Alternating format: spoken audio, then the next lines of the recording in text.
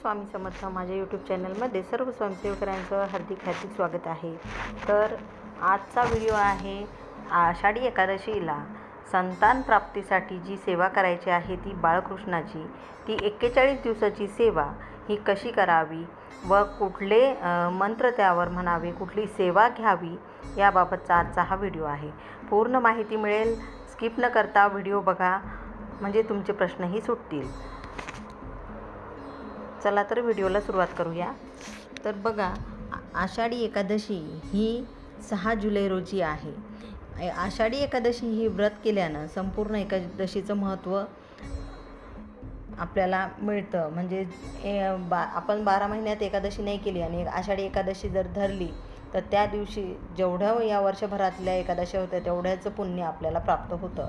आणि ज्यांना या धकाधकीच्या जीवनामध्ये सर्वजण आपल्या आपल्या करिअरच्या पाठीमागे पळत आहेत, जो तो आपलं जीवन घडवण्याच्या मागे पळत आहे, पण प्रत्येकजण या शर्यतमध्ये पळत असताना महिला असतील पुरुष असतील सर्वप्रथम करिअरला फार महत्त्व देत आहेत।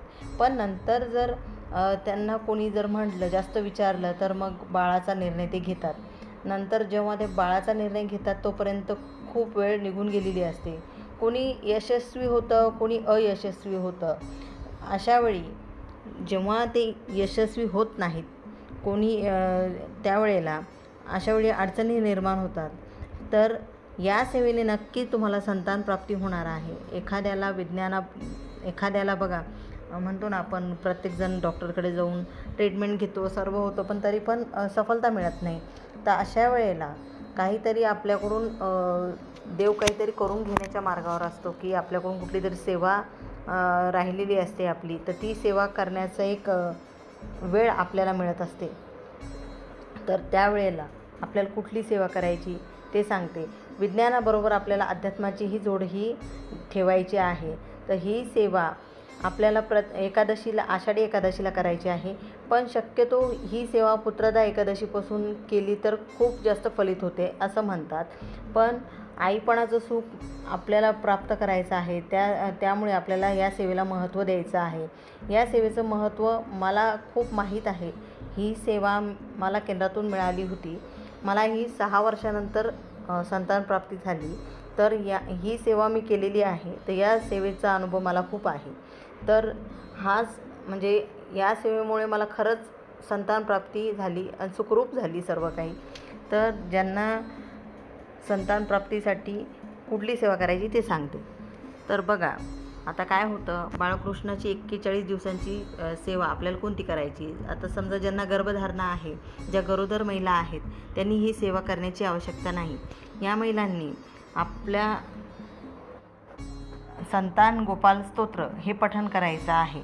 आणि ज्या महिलांना बाळ होत नाही आहे, कुठली तरी अडचण येत आहे, तर अशा महिलांनी या सेवेला सुरुवात करायची आहे। तर सर्वप्रथम आपल्याला काय करायचं आहे, आदल्या दिवशी आपल्याला स्वामी केंद्रात जायचं।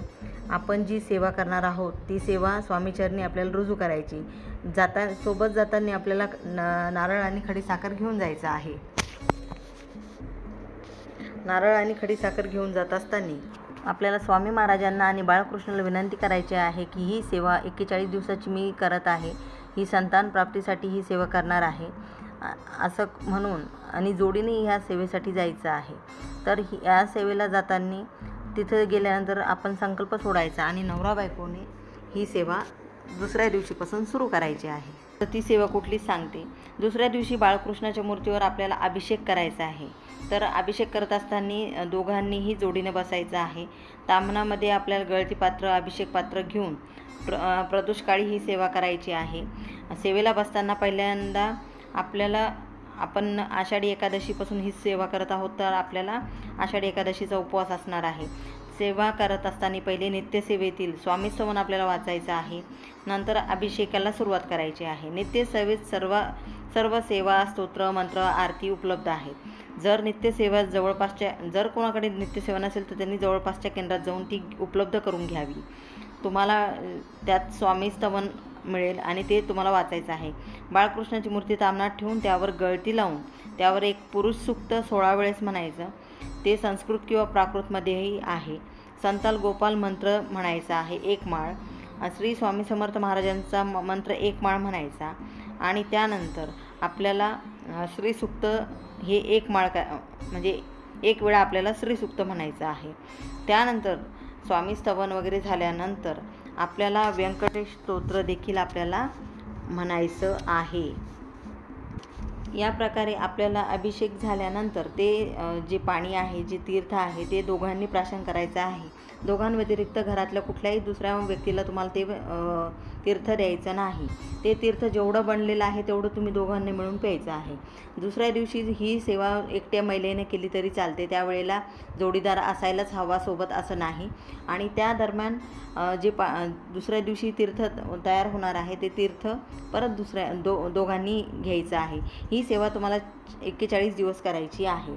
आणि ही सेवा सुरू झाल्यानंतर आपल्याला मांसाहार कडकडीत वर्ज्य आहे. ब्रह्मचर्याचं पालन करण्याची गरज नाही, कारण आपण ही सेवा संतती प्राप्तीसाठी करत आहोत. ही सेवा खूप प्रभावी आहे. ही सेवा तुम्ही मनापासून करावी. नक्कीच तुम्हाला कुठले ना कुठले तरी अनुभव येतील. केंद्रात देखील ही सेवा सांगितल्या जाते आणि स्वामी केंद्रात जी सेवा सांगतात तीच मी तुम्हाला आता सांगितली आहे. मासिक धर्म आला तर तुम्ही ते 5 दिवस स्किप करून पुढे ही सेवा कंटिन्यू करायची आहे. त्याचबरोबर सायंकाळच्या वेळेला तुम्हाला ओम नमो भगवते वासुदेवाय नमः हा मंत्र देखील 1 माळ जप करायचा आहे या मंत्राचा. आणि त्यानंतर आपल्याला ही सर्व सेवा झाल्यानंतर 41 दिवस ही सेवा करायची. ज्यांना सुतक, विटाळ, मासिक धर्म आला असेल तर त्यांनी एकादशीला ही सेवा स्किप करायची. जर परत एकादशीला काही अडचण जर आली असेल तर समजा आता ह्या आषाढी एकादशीला मला अडचण आहे तर पुढच्या एकादशीला मी ही सेवा करू शकते. जर त्याही एकादशीला काही अडचण आली असेल तर तुम्ही त्या वीकमधल्या बुधवारी तुम्ही ही सेवा सुरू करू शकता. तर सेवेला महत्त्व आहे. तुम्ही ही सेवा नक्की करा. निश्चित तुम्हाला संतान प्राप्ती होईल. हीच महाराजांचरणी मी विनंती करते. झालेली सेवा ही महाराजांचरणी मी रुजू करते. व्हिडिओ आवडला असेल लाईक करा, शेअर करा, सबस्क्राईब करा. सर्वांना श्री स्वामी समर्थ.